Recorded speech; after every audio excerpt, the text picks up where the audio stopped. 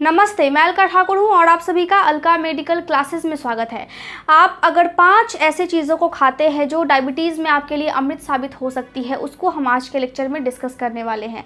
सबसे पहले हम ये समझेंगे कि डायबिटीज़ क्या होती है। डायबिटीज़ का पता किसने लगाया?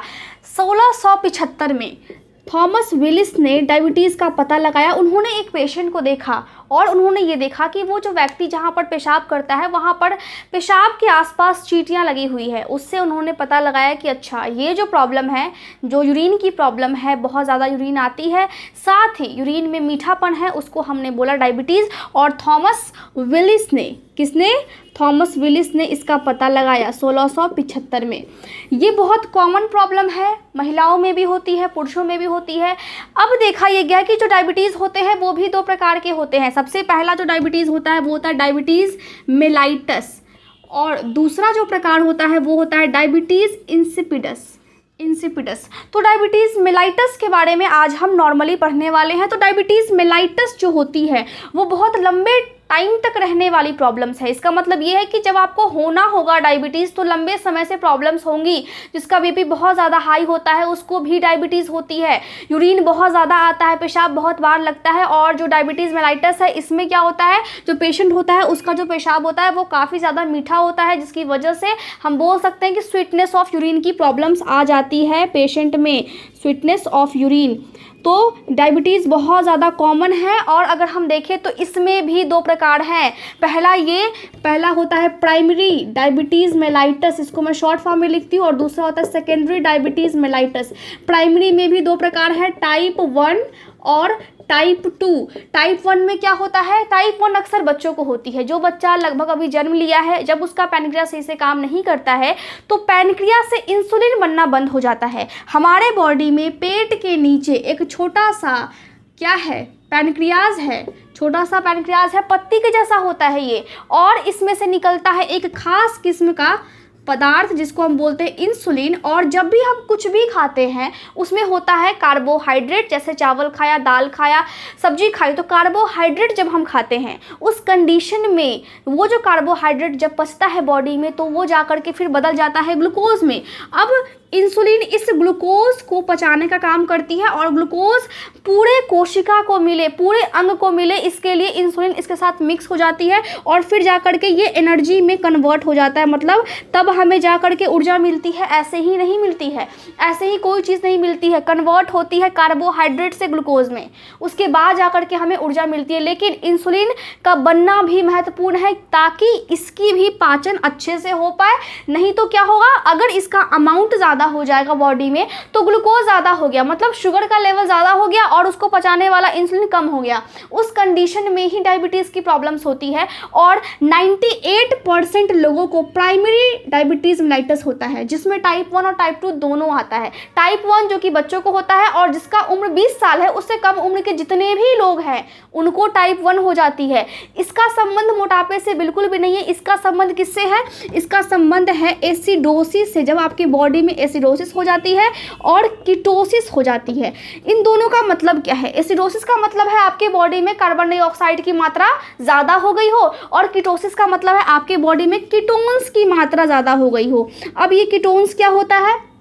बॉडी में जब कार्बोहाइड्रेट बिल्कुल भी नहीं बचता है तो बॉडी को चाहिए ऊर्जा, और ऊर्जा किससे मिल रही थी? कार्बोहाइड्रेट से।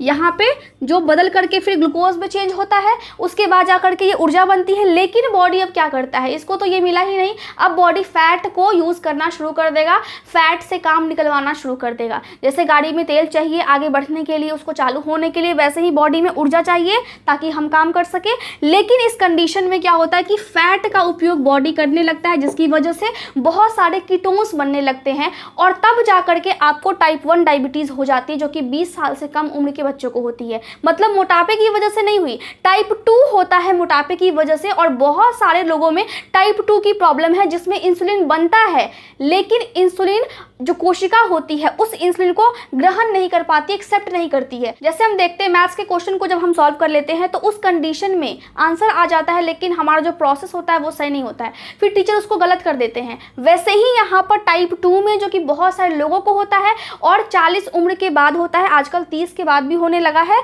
लेकिन इंसुलिन बनता है बॉडी में, पैनक्रिया बनाती है, लेकिन कोशिका हमारी इसको एब्जॉर्ब नहीं कर पाती, इसको एक्सेप्ट नहीं कर पाती है। कभी कभार इंसुलिन कम बनने की वजह से डायबिटीज़ हो जाती है। तो टाइप 1 में कम बनता है इंसुलिन, लेकिन टाइप 2 में इंसुलिन बनता है, लेकिन कोशिका उसको एक्सेप्ट नहीं करती है। और कभी कभार ऐसा होता है कि ग्लूकोज काफ़ी ज़्यादा है, ये बिल्कुल उचित मात्रा में बन रहा है, लेकिन बॉडी में ग्लूकोज ज़्यादा होने की वजह से इसकी मात्रा फिर से कम हो जाती है। उस कंडीशन में भी डायबिटीज़ होती है। तो हमने 2 टाइप पढ़ा है, प्राइमरी और सेकेंडरी। प्राइमरी में भी हमने 2 टाइप पढ़ा है, टाइप 1 एंड टाइप 2। टाइप 1 होता है बच्चों को और टाइप 2 होता है बड़ों को, जो कि 40 से ज़्यादा होते हैं। अब 30 से ज़्यादा उम्र के लोगों को भी ये प्रॉब्लम्स होती हैं।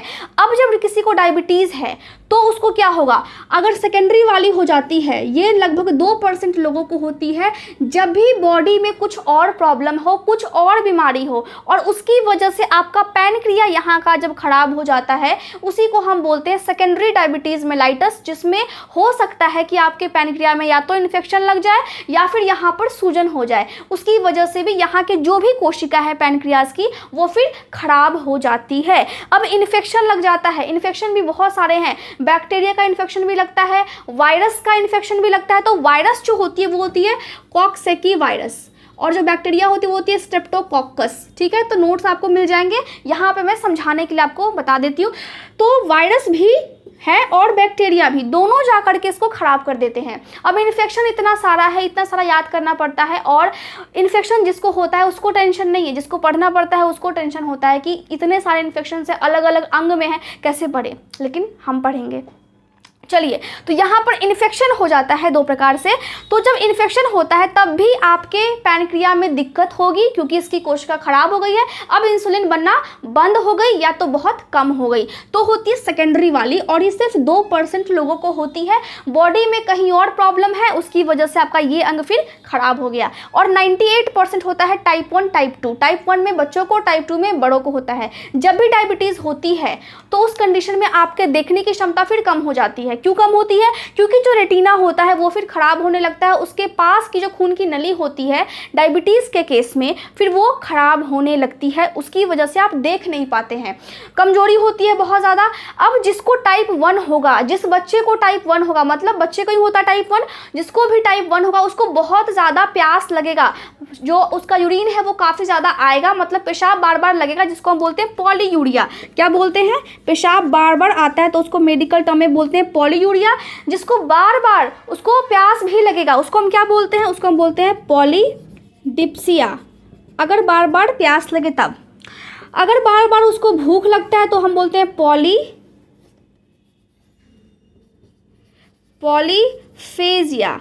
पॉलीफेजिया हम तब बोलते हैं जब बार बार बच्चे को भूख लगती है। तो जब भी टाइप 1 का प्रॉब्लम है किसी बच्चा को, तो उसको बार बार प्यास लगेगा, बार बार पेशाब लगेगा और बार बार भूख भी लगेगा। तो मेडिकल टर्म में हम पॉलीयूरिया, पॉलीडिप्सिया जब उसको प्यास लगती है, और पॉलीफेजिया जब उसको बहुत ज़्यादा खाने का मन करता है। तो टाइप 1 में ये वाली प्रॉब्लम आती है। टाइप 2 जो है वो मोटापे से संबंधित है, जब व्यक्ति बहुत ज़्यादा मोटा होता है या फिर जब ओवरवेट हो जाता है, उस कंडीशन में भी टाइप 2 हो जाती है।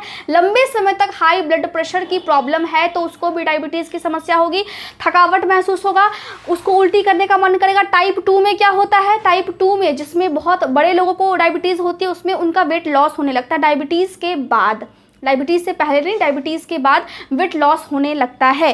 तो बॉडी में बहुत सारे प्रॉब्लम्स होते हैं। और नॉर्मली अगर हम देखें तो नॉर्मली 5 ऐसी चीज़ें जो कि अमृत का काम करती है, वो क्या है? वो है आपका, पहला तो सेब है, आपको जामुन खाना है। जामुन में क्या पाया जाता है? गैम्बोलिन और गैम्बोसिन पाया जाता है, जो आपके शुगर लेवल को काफ़ी अच्छे तरीके से मेंटेन करती है।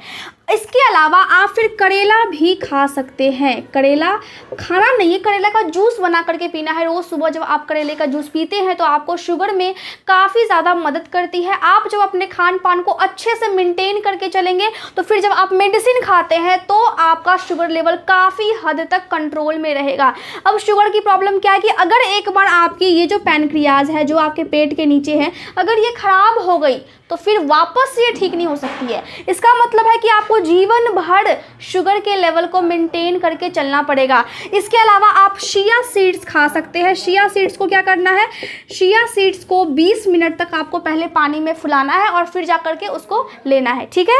इसके अलावा जब आप इसको 2 बार लेते हैं तो आपके लिए काफ़ी ज़्यादा फायदेमंद है। और चिया सीड्स के अलावा आप 5वां क्या ले सकते हैं, ओट्स। ओट्स का मतलब ये है कि आप वो मसाला ओट्स ना खाएं जिसमें फ्लेवर होती है, जो टेस्टी लगता है, उसको नहीं खाना है। जो कच्चा होता है और फिर आप उसको पका करके खाते हैं, उस वाले ओट्स को आपको खाना है, ताकि आपके बॉडी में फाइबर जाए। और ये जो फाइबर होती है वो सॉल्यूबल फाइबर होती है और ये आपके फिर कॉन्स्टिपेशन में भी मदद करती है, कब्ज में भी मदद करती है। तो शुगर की लेवल को मेंटेन करना ही आपका प्रायोरिटी होना चाहिए।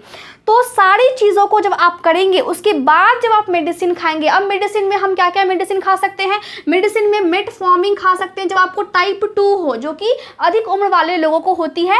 GLP-1 रिसेप्टर एगोनिस्ट आप खा सकते हैं, SGLT2 इनहिबिटर्स आप ले सकते हैं। और जब आप दोनों का जब आप कॉम्बिनेशन करते हैं तो काफ़ी अच्छे से आप अपने हेल्थ को मेंटेन करके चलेंगे और फिर आपको शुगर लेवल हमेशा मेंटेन ही रहेगा और आपको शुगर की जो परेशानी है वो फिर सताएगी नहीं। नॉर्मली आप कभी कभार मिठाई भी खा सकते हैं, तब चल सकता है। तब ऐसे क्या होगा कि आपकी बॉडी में फिर प्रॉब्लम्स आना शुरू हो जाएंगी, ब्रेन में दिक्कत होती है, हाथ पैर में झुनझुनी लगता है, नंबनेस फील होती है। बहुत सारे लोगों को ऐसा फील होता है जैसे कोई उनको चींटी काट रहा है। तो शुगर के प्रॉब्लम में ये भी दिक्कत आपको आ सकती है। आज के लिए बस इतना ही। अच्छे से आप नोट्स बनाइए। नोट्स के लिए आप टेलीग्राम पर जा सकते हैं।